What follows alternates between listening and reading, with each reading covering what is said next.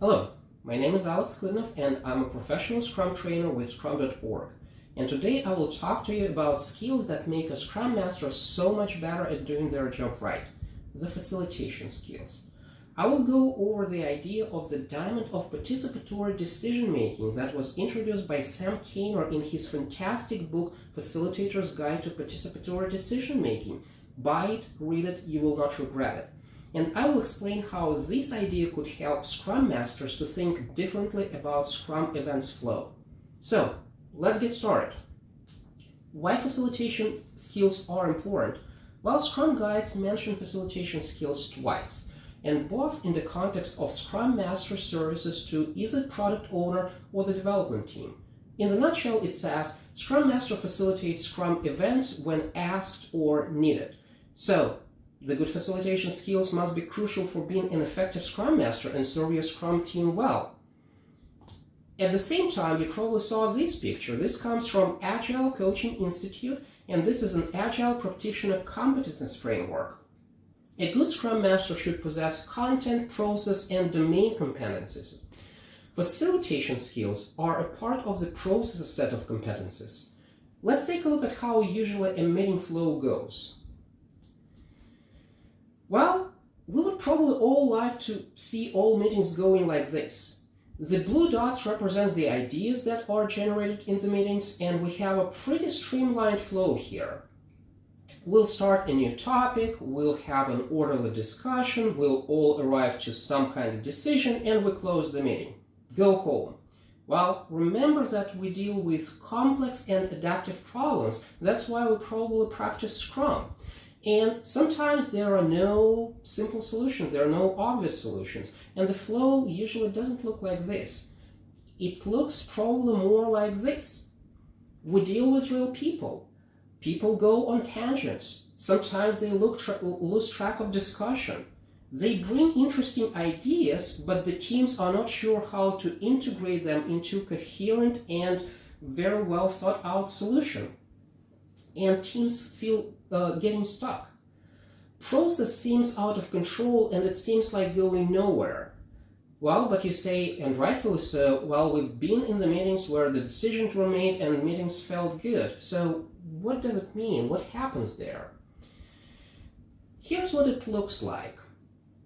Let's say people get into the meeting and they start expressing the ideas. That's what Sam Kainer calls divergent thinking. We generate a lot of ideas and we start going through them. This part of the meeting usually characterized by generating alternatives, by a free-flow open discussion, by gathering diverse point of views, and absolutely suspending judgment. If this feels like you heard about these things before, yes, you did. You probably ran a lot of brainstorming exercises, and brainstorming exercise is a natural feed for divergent thinking part of the meeting. Then at some point, people start feeling the need to hash out their differences and to start getting to a closure, to head toward it. Well, that's what Sam Kainer calls convergent thinking. And this convergent thinking is characterized by evaluating alternatives. We are summarizing the key point of the ideas that we generated in divergent thinking. We categorize the ideas into the buckets, and we exercise judgment. And you're probably thinking a lot of exercises that you might run and you're familiar with, such as affinity mapping, dot voting, fishbone analysis. They all belong to the convergent thinking part of the meeting and decision making. But we all need a very clear way from divergent thinking to convergent thinking. How do we get there? Well, let's take a look at the meeting step by step. We get into the meeting, we have a new topic, and we start generating these ideas, and some of them sound familiar. Some usual concerns are voiced, and some usual disagreements are hashed out. And sometimes we are dealing with simple problems that have obvious solutions. If that's the case, don't prolong the meeting. Make a choice, make a decision, and get out of the meeting. However, What if your problem is not obvious? Again, we are practicing Scrum for a reason. We deal with complex adaptive problems. So be very aware of obvious solutions here, and beware of three types of stakeholders in the meeting. And these are those who voice strong opinions, those loud voices that tend to dominate your meetings, and last but not least, hippos, the highest paid person in the rooms who tend to make their decisions and who sway the meeting towards obvious solution where there's none. Now, let's say there's no obvious solution to a problem discussed. Then discussion should break out of the narrow band of familiar options, and we need to start exploring a wider range of options. A lot of teams are not really good at dealing with unfamiliar, at dealing with unpopular opinions, and then we kind of start feel stuck. How do we get out of here? Well, when stakes are high, or when a group is mature enough to overcome inhibiting its members and criticizing the opinions that are being generated, or the group has a skillful facilitator to help them to go through this process, they start exploring diverse perspectives. They start accepting new ideas and consider them. Then what? Well, it looks like this. Ideally, a group would commit to finding a solution and generate a diverse set of ideas, consolidate best of them, and refine their thinking, and finally arrive to a decision.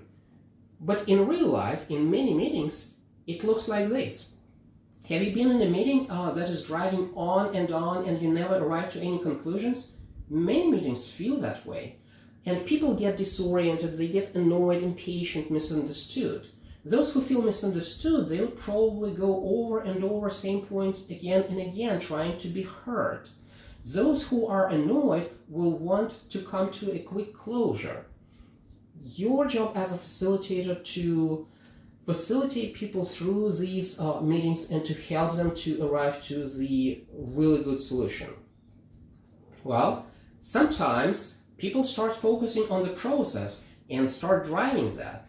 And we'll hear something like, well, we're wasting our time. Aren't we stuck? I thought we agreed to stick to the topic.